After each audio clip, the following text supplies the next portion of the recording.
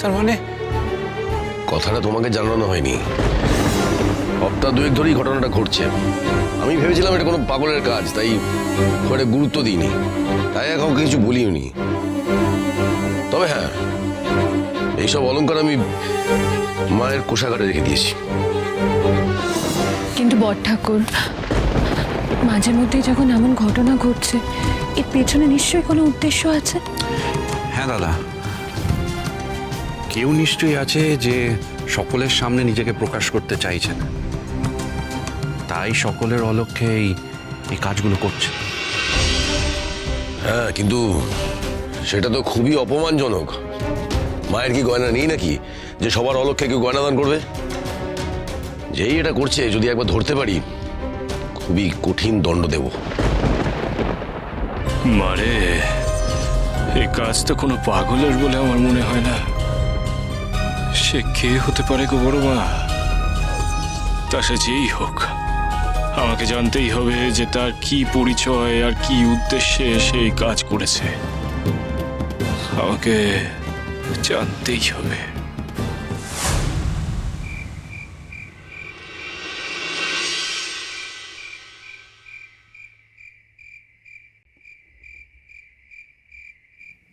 জয় মা তারা, জয় মা তারা, আমার অর্ঘ্য তুই গ্রহণ কর মা।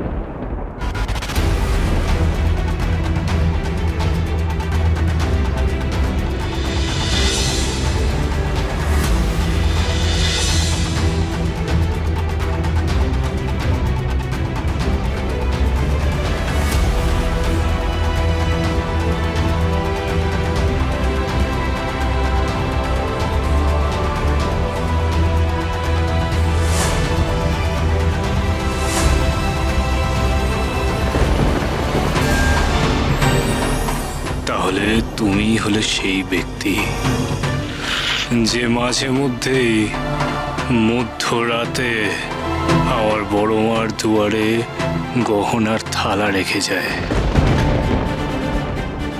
কে তুমি? কি তোমার পরিচয়? চাদর দিয়ে এমন মুখ ঢেকে আছো কেন? চাদর সরাও, তোমার মুখ দেখাও। কি হলো? মুখ দেখাও।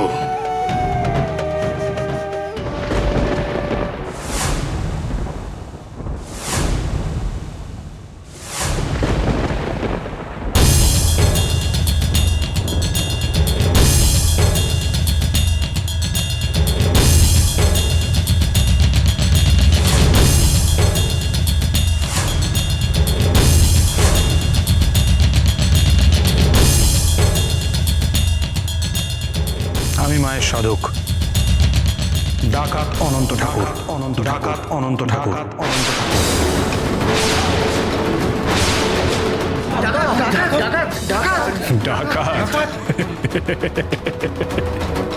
এ তো ভারী মজার কথা বললে।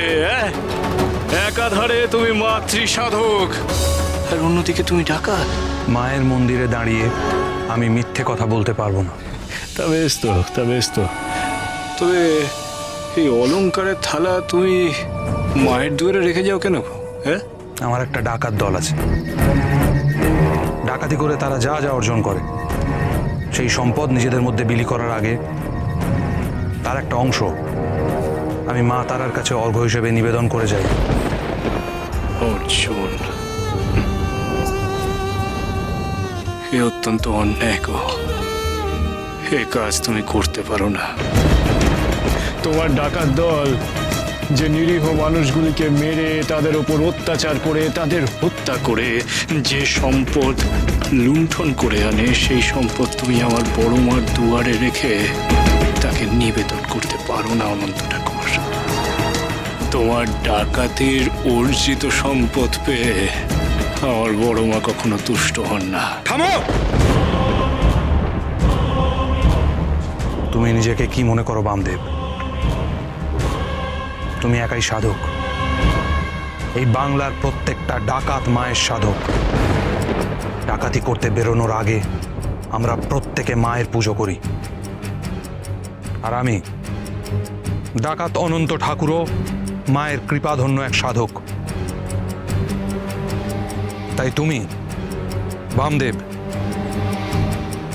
আমাকে নীতিবাক্য শেখাতে এসো না। তোমাকে নীতিবাক্য শেখানোর বিন্দুমাত্র ইচ্ছা আমার নেই গো। চোরায় না শুনে কবু ধম্মের কাহিনী। বামদেব! অনন্ত ঠাকুর, আসলে কি বলতো,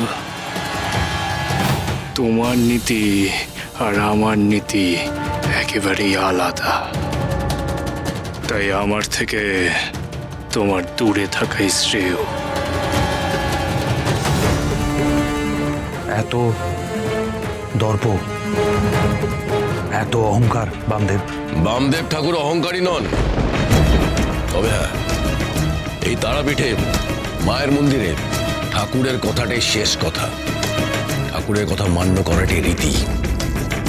আমি চাইলেই এখন তোমাকে বন্দি করে কারাগারে নিক্ষেপ করতে পারি, এটা কি তুমি জানো? তাই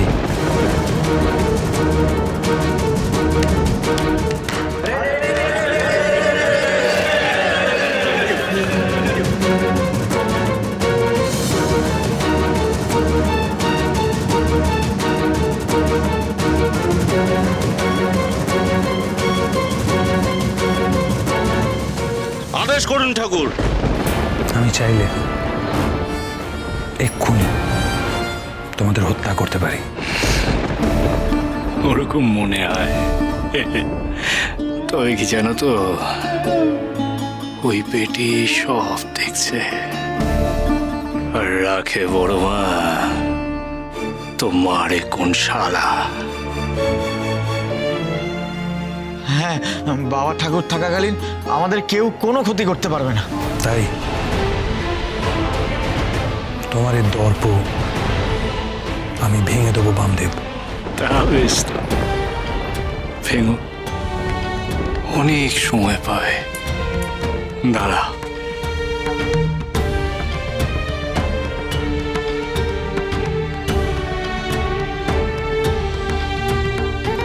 তুমি আমার দর্প ভাঙবে সে তো খুব ভালো কথা গো, কিন্তু অসৎ উপায়ে অর্জিত এই সম্পদ তুমি আমার মায়ের দুয়ারে রাখবে না।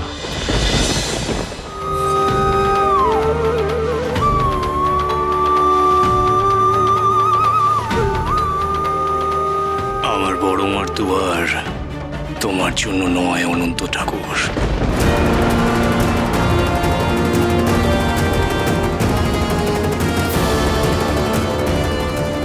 এত বড় কথা! তুইও মায়ের বেটা, আমিও মায়ের বেটা। মায়ের এক বেটা হয়ে আর এক বেটাকে মায়ের কাছে আসতে বারণ করিস। আজ তারা মায়ের এই মন্দিরে আমি প্রতিজ্ঞা করে গেলাম, মাকে তুষ্ট করে মাকে এই মন্দির থেকে আমি নিয়ে চলে যাব। কি? কেউ আমাকে আটকাতে পারবে না। বেশ বেশ বেশ, আমার বড় মার যদি সেই ইচ্ছাই থাকে তবে তাই হবে। তবে অসাধ্য সাধন করতে যেও না অনন্ত ঠাকুর, কারণ তুমিও জানো যে এটা অন্যায়, আর আমার বড় মা অন্যায় সহ্য করেন না। কোনটা ন্যায় কোনটা অন্যায় সেটা এবার স্বয়ং মা বিচার করবেন। তুই যদি মায়ের সন্তান হোস, আমিও মায়ের সন্তান। দেখি মা কি বিচার করেন।